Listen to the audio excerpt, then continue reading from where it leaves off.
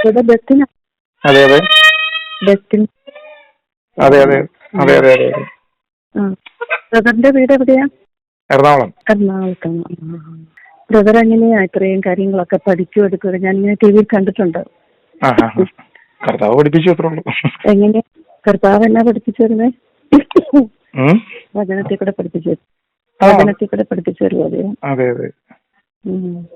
ശരി ശരി.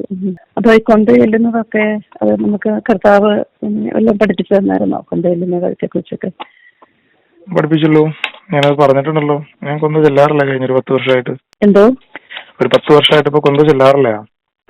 അങ്ങനെയാണെങ്കിൽ നീ എന്തിനാടാ ഈ കത്തോലിക്കിൽ നിന്നോട് നീ പഠിപ്പിക്കുന്നത്? എടാ, നീ ഒന്നും അർഹതപ്പെട്ടവനല്ല യൂട്യൂബിൽ വന്നത് പ്രബോധിപ്പിക്കാൻ. നിന്റെ റോങ് ടീച്ചിങ് ഉണ്ടല്ലോ, നിന്റെ വീട്ടിലുണ്ടെ പഠിപ്പിച്ചാൽ മതി. നീ ഈ 15 ക്രിസ്ത്യാനി ദൈവം ഇത്രയും പഠിപ്പിച്ച് ഞങ്ങളെയൊക്കെ പഠിപ്പിച്ചു തന്നിട്ടുണ്ട് ദൈവം. 10-30 വർഷം നാണം ഉണ്ടോടാ? അത് ചെല്ലിയിട്ട് ഗുണമുണ്ടായില്ല. നിനക്ക് യൂട്യൂബിൽ വന്നത് പഠിപ്പിക്കാൻ നിനക്ക് നാണം ഉണ്ടോടാ? നീ എന്തൊക്കെ പോയി മമ്മി? നിനക്ക് നാണം ഉണ്ടോടാ? നീ എന്തൊക്കെ പോയി മമ്മി? ദൈവനാമത്തിന് മഹത്വം ഉണ്ടാകട്ടെ. ചാനൽ മാറിപ്പോയിട്ടൊന്നുമില്ല, നമ്മുടെ പഴയ ചാനൽ തന്നെ, മിശിയ മിഷൻ ചാനൽ തന്നെ. ഒരു ചേച്ചി, ഒരു കത്തോലിക്ക സ്നേഹിത, ഒരു കത്തോലിക്ക യുവാവിനെ ഒന്ന് സ്നേഹിച്ചതായിരുന്നു കഴിഞ്ഞ ഒരു ചെറിയ നിമിഷം കേട്ടത്. പെട്ടെന്ന് വെച്ചിട്ട് പോയി. എനിക്കൊന്നും പറയാനുള്ളൊരു സമയം പോലും തന്നില്ല. എനിക്കെന്തായാലും അറിയാം, ക്രിസ്തുവിന് വേണ്ടി ഇറങ്ങുമ്പോൾ ഇത്തരം പാരിതോഷികങ്ങളും സന്തോഷങ്ങളും ആയിരിക്കും നമ്മുടെ ജീവിതത്തിൽ ലഭിക്കുന്നത് എന്ന് അറിഞ്ഞിട്ട് തന്നെയാണ് ഇങ്ങനൊരു കാര്യത്തിന്, ഇങ്ങനൊരു ഉദ്യമത്തിന് ഇറങ്ങിത്തിരിച്ചത്. അതുകൊണ്ട് തന്നെ ഇങ്ങനെയുള്ളതും കേട്ടാലൊന്നും നമുക്ക് പ്രത്യേകിച്ച് സങ്കടമൊന്നുമില്ല, സന്തോഷമേ ഉള്ളൂ. കാരണം അപ്പസ്തോലന്മാർ കേട്ടത്, യേശു കേട്ടത്, ഇന്ന് ഒരു അല്പമെങ്കിലും, 1% എനിക്ക് കേൾക്കാൻ എൻ്റെ ദൈവം ഇട നൽകിയെങ്കിൽ അത് ദൈവം എന്നോട് കാണിക്കുന്ന കരുണയാണ്. ഞാനൊരു കാലത്ത് ആയിരുന്ന തരത്തിൽ നിന്നും അത്രത്തോളം തരം താന്നു പോയിട്ടില്ല എന്തായാലും ആ ചേച്ചി. അതുകൊണ്ട് ആ ചേച്ചിക്കൊരു മാനസാന്തരം ഉണ്ടാകുവാൻ നമുക്ക് പ്രാർത്ഥിക്കാം. ദൈവം ആ ചേച്ചി അനുഗ്രഹിക്കട്ടെ. എന്തുകൊണ്ടായിരിക്കാം ഇത്തരം മരിയോളജിക്കൽ വിശ്വാസത്തിൽ ഒരിക്കലും അവരെ തെറ്റു പറഞ്ഞിട്ട് കാര്യമില്ല. കാരണം അവരുടെ ഇമോഷനെ അത്രത്തോളം എഫക്റ്റ് ചെയ്യുന്ന തരത്തിൽ വിശ്വാസത്തെ അവരുടെ ഹൃദയത്തിൽ, അല്ലെങ്കിൽ അവർക്ക് അത്രത്തോളം സ്നേഹമുള്ള ഒരാളെ, മാതാവിനെക്കുറിച്ച് നമ്മൾ അങ്ങനെ പറയുമ്പോൾ അവർക്കത് ഉൾക്കൊള്ളാൻ സാധിക്കുന്നില്ല. കാരണം ഇതൊരു വർഷത്തെ പരിചയമല്ല അവർ കേട്ടത്. കഴിഞ്ഞ ഏകദേശം 10-15 നൂറ്റാണ്ടുകളായി ക്രിസ്തീയ വിശ്വാസത്തിൽ അടിയുറച്ചു നിൽക്കുന്ന ചില വിശ്വാസത്തിനെതിരെ, ചില അന്ധവിശ്വാസങ്ങൾക്കെതിരെയാണ് ഞാൻ സംസാരിക്കുന്നത്. സ്വാഭാവികമായും അവരുടെ അസ്ഥിയിൽ തറച്ചിരിക്കുന്ന ആ ഒരു വേരുറച്ചുപോയ ആ വിശ്വാസത്തിൻ്റെ വലിയ വികലമായ വികാര പ്രകടനങ്ങൾ ഉണ്ടായില്ലെങ്കിലേ അത്ഭുതമുള്ളൂ. അതുകൊണ്ട് തന്നെ നമുക്കതിൽ അത്ഭുതപ്പെടേണ്ട കാര്യമില്ല. ഞാൻ പറഞ്ഞു വരുന്നത് മറ്റൊന്നുമില്ല. കഴിഞ്ഞ 1500 വർഷങ്ങളിലേറെയായി ക്രിസ്തീയ വിശ്വാസികളുടെ ഇടയിൽ അടിയുറച്ചു വിശ്വസിക്കുകയും, അല്ലെങ്കിൽ നമ്മുടെ അസ്ഥിയിലും മജ്ജയിലുമൊക്കെ തറച്ചിരിക്കുന്ന ചില വിശ്വാസത്തെ, അതിനെ ദൈവവചനത്തിൻ്റെ അടിസ്ഥാനത്തിൽ നമ്മളൊന്ന് മാറ്റിമറക്കാൻ ശ്രമിക്കുമ്പോൾ, അല്ലെങ്കിൽ സത്യത്തെ കേൾക്കുമ്പോൾ അത് ഉൾക്കൊള്ളാൻ സാധിക്കത്തില്ല. അങ്ങനെയാണെങ്കിൽ ഇന്ന് പറയുന്ന സത്യത്തെ നിങ്ങൾക്ക് യാതൊരു വിധത്തിലും ഉൾക്കൊള്ളാൻ സാധിക്കില്ലെന്ന് എനിക്ക് നന്നായിട്ട് അറിയാം. പക്ഷെ പറയാതിരിക്കാൻ എനിക്ക് നിർവാഹമില്ല. പറഞ്ഞേ മതിയാകൂ. അത് ഇന്നത്തെ അത്യന്താപേക്ഷിതമായൊരു കാര്യമായി മാറുകയാണ്. എന്തുവാകട്ടെ, ചേച്ചിയുടെ ചീത്തവിളിയിൽ സന്തോഷിച്ചുകൊണ്ട് ഞാൻ 1-2 കാര്യം കൂടി നിങ്ങളോടൊന്ന് പറയുക. നമ്മളൊക്കെ സ്ഥിരം കേൾക്കുന്നൊരു കാര്യമാണ് മാതാവിനോടുള്ള മധ്യസ്ഥം. ലോകം മുഴുവൻ, പ്രത്യേകിച്ച് ക്രൈസ്തവ സമൂഹം, കത്തോലിക്ക സമൂഹം മുഴുവൻ അവരുടെ ഏറ്റവും വലിയ ആവശ്യത്തിൽ യേശുവിൻ്റെ അടുത്ത് ചെല്ലുന്നതിനേക്കാൾ കൂടുതലായി മാതാവിനോട് മധ്യസ്ഥം വഹിക്കുകയാണ്. സഭയിൽ മുഴുവൻ പഠിപ്പിക്കുന്ന കാര്യവും ഇത് തന്നെയാണ്, മാതാവിനോട് മധ്യസ്ഥം വഹിക്കുക. ഒരു വിവാഹ ചടങ്ങിന് നമ്മൾ ചെന്നാൽ അച്ഛന്മാർ പ്രസംഗം പറയുന്ന കാര്യം ഇതായിരിക്കും, മാതാവിനോട് മധ്യസ്ഥം വഹിക്കുക. ഒരു മാമോദീസായാലോ ആദ്യ കുർബാന സ്വീകരണത്തിലോ ഏത് സഭയുടെ കൂദാശകളിൽ നമ്മൾ ചെന്നാലും അവിടെ എല്ലാം കേൾക്കുന്നത് മാതാവിനെ മുറുകെ പിടിക്കുക, യേശുവിനെ മുറുകെ പിടിക്കുക, മാതാവിനെ വിടാതിരിക്കുക, യേശുവിനെ എന്നിട്ട് കൂടെ പിടിക്കുക.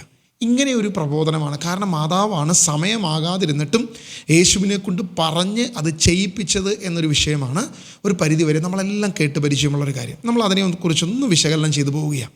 നമ്മളെല്ലാം കേട്ട് പരിചയമുള്ള യോഹന്നാൻ്റെ സുവിശേഷം 2-ാം അധ്യായം, കാനായിലെ കല്യാണനാൾ, അതിൻ്റെ 4-ാം വാക്യം നമ്മളിങ്ങനെ 3-ാം വാക്യം തുടങ്ങി നമ്മൾ വായിക്കുകയാണെങ്കിൽ, അവിടെ വീഞ്ഞ് തീർന്നു പോയപ്പോൾ യേശുവിൻ്റെ അമ്മ അവനോട് പറഞ്ഞു, അവർക്ക് വീഞ്ഞില്ല. യേശു അവളോട് പറഞ്ഞു, സ്ത്രീയെ, എനിക്കും നിനക്കുമെന്ത്, എൻ്റെ സമയം ഇനിയുമായിട്ടില്ല. അപ്പോൾ അവൻ്റെ സമയമാകാതിരുന്നിട്ടും യേശുവിനോ മാതാവിനോ യാതൊരു ആവശ്യമില്ലാതിരുന്നൊരു കാര്യത്തിൽ ഇതാ മാതാവ് ഇടപെട്ട് യേശു ചെയ്യാൻ താല്പര്യപ്പെടാത്തൊരു കാര്യത്തെ യേശുവിനെ കൊണ്ട് നിർബന്ധിച്ച് ചെയ്യിപ്പിച്ച ഒരുവളാണ് മാതാവ്, മാതാവ്. അമ്മ പറഞ്ഞാൽ യേശുവിന് പുറകോട്ട് പോകാൻ സാധിക്കത്തില്ല. അമ്മ ആവശ്യപ്പെട്ടാൽ നോ എന്ന് പറയാൻ യേശുവിന് സാധിക്കത്തില്ല. ഇതാണ് നമ്മൾ ചെറുപ്പം മുതൽ കേട്ട് പരിചയമുള്ളൊരു വിഷയം. എന്നാൽ ഈ വാക്കുകളെ നമ്മളൊന്നുകൂടി ഒന്ന് ആഴത്തിലൊന്ന് പരിശോധിക്കുക. ഇത് എന്താണ് ഗ്രീക്കിൽ ഈ വാക്ക് കൊടുത്തിരിക്കുന്നത് എന്നുള്ളത് നമ്മളൊന്ന് പരിശോധിച്ചാൽ, നമ്മളെല്ലാം മലയാളം ട്രാൻസ്ലേഷനാണ് വായിക്കുന്നത്. മലയാളം ട്രാൻസ്ലേഷൻ മോശമൊന്നുമല്ല, ഒത്തിരി നല്ല രീതിയിൽ മലയാളം ട്രാൻസ്ലേഷൻ നമ്മുടെ ഇടയിലുണ്ട്. എന്നാലും ഗ്രീക്കിൽ ഇതിൻ്റെ ചില കാര്യങ്ങളൊന്ന് നമ്മൾ പരിശോധിച്ചു പോവുകയാണ്. അവിടെ ഗ്രീക്കിൽ കൊടുത്തിരിക്കുന്നത് ടി ഇമോയ് ഖായ് സോയ്, അതായത് നമ്മൾ ഇംഗ്ലീഷിലാണെങ്കിൽ TI അല്ലെങ്കിൽ EMOI ഇമോയ്, KAI ഖായ്, SOI സോയ്, ഇതാണ് അവിടെ കൊടുത്തിരിക്കുന്ന വാക്ക്. ഇനി ട്രാൻസ്ലേഷനാണ് നോക്കണമെങ്കിൽ നിങ്ങൾക്ക് ഇവിടെ ഫോട്ടോ കാണാൻ പറ്റും. ട്രാൻസ്ലേഷനാണ് നോക്കണമെങ്കിൽ TI ടി എന്ന വാക്കിൻ്റെ അർത്ഥമായിട്ട് കാണുന്നത് വാട്ട് എന്നാണ്. ഇമോയ് എന്നതിന് ടു മീ എന്നാണ് ഇംഗ്ലീഷിൽ ട്രാൻസ്ലേറ്റ് ചെയ്തിരിക്കുന്നത്. ഇനി ഖായ് KAI ഖായ്, ഗ്രീക്കിൽ നമ്മൾ അങ്ങനെയല്ല, KAI ഖായ് എന്നാണ്.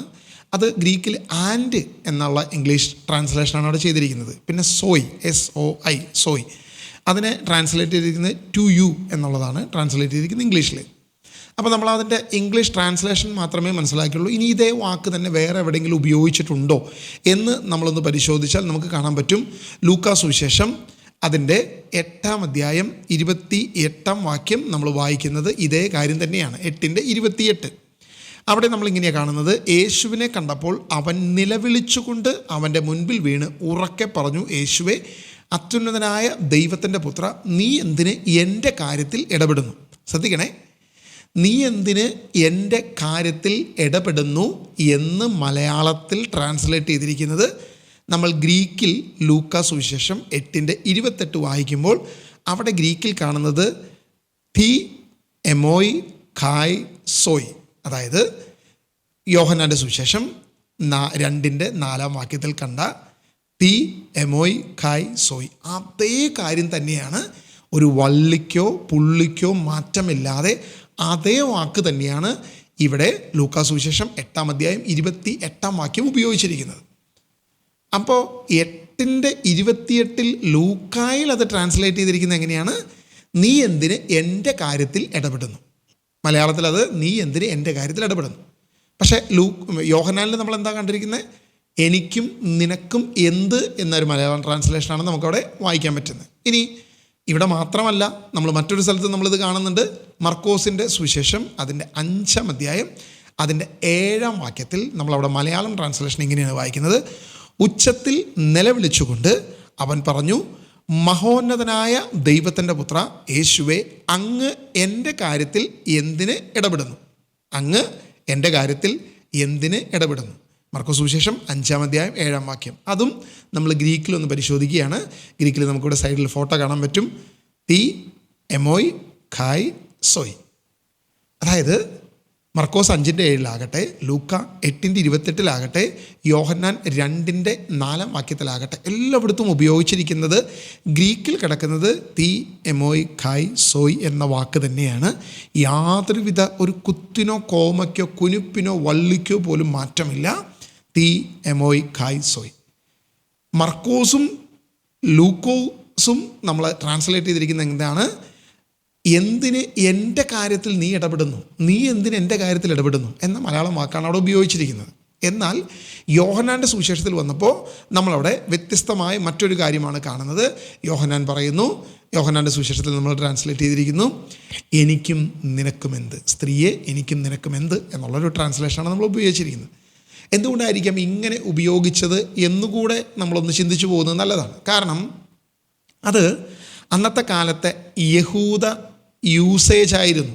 അന്ന് കോമണായി ഉപയോഗിക്കുന്ന ഒരു യഹൂദ വാക്കാണ്. നമ്മൾ പഴഞ്ചൊല്ലുകളൊക്കെ ഉപയോഗിക്കുന്നത് പോലെ പണ്ട് കാലത്ത് ഉപയോഗിച്ചുകൊണ്ടിരുന്ന ചില പഴഞ്ചൊല്ലുകൾക്ക് സമാനമായി അന്ന് യഹൂദർ ഉപയോഗിച്ചുകൊണ്ടിരുന്ന ഒരു പ്രധാനപ്പെട്ട വാക്കാണ് തി എമോയ് ഖായ് സോയ് എന്നൊരു വാക്ക്.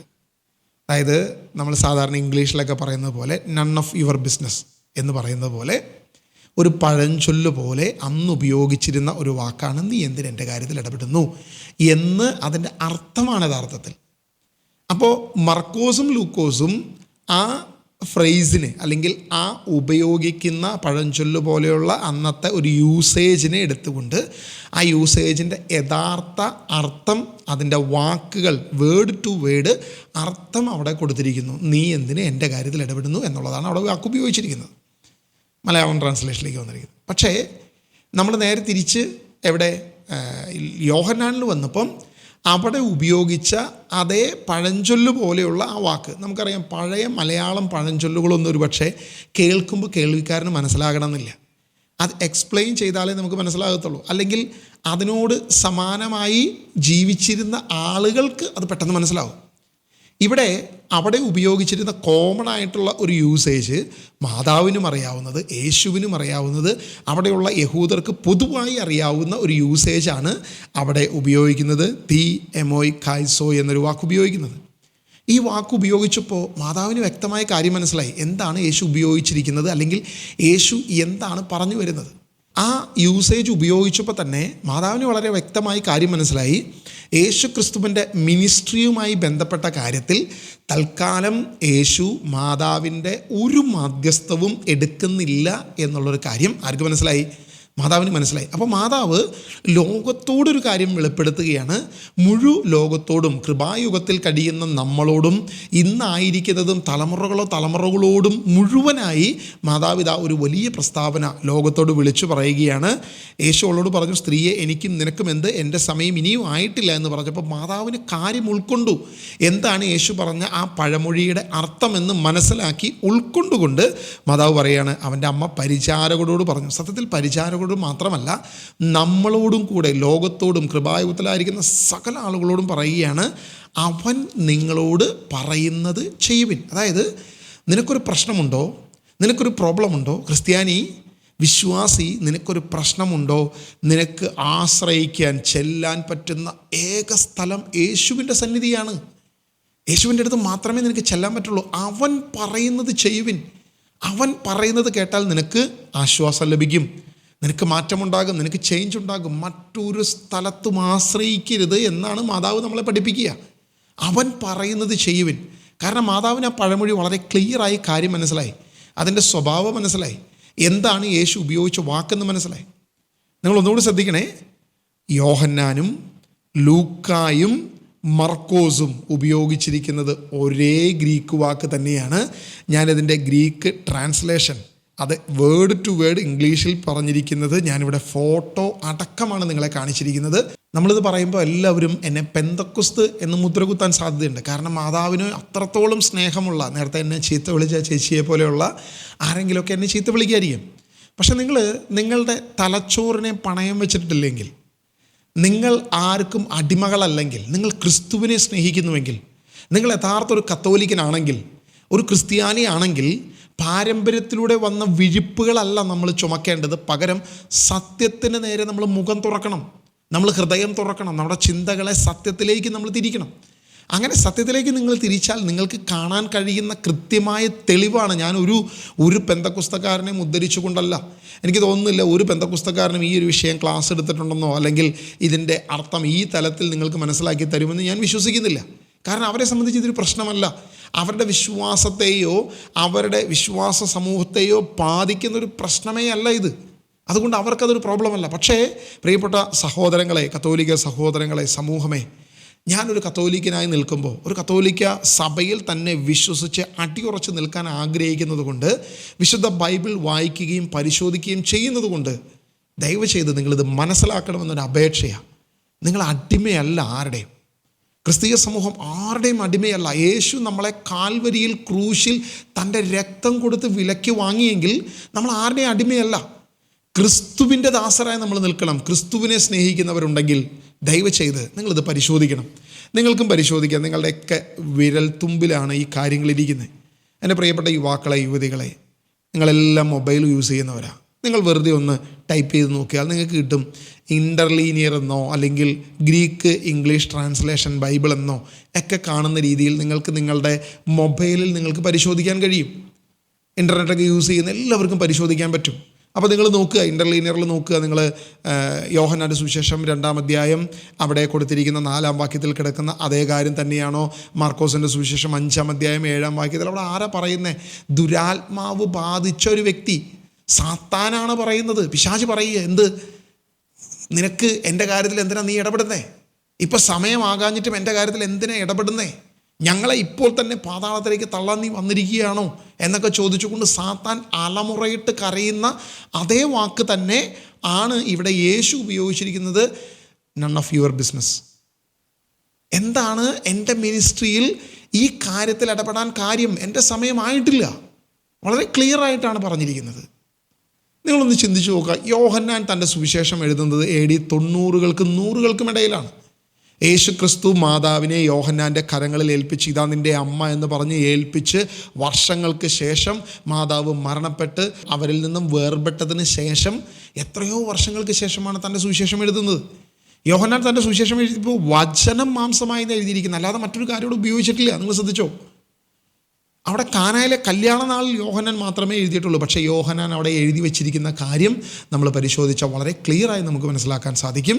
അവിടെ ഉപയോഗിച്ചിരിക്കുന്ന ഗ്രീക്ക് വാക്ക് ഇത് തന്നെയാണ്.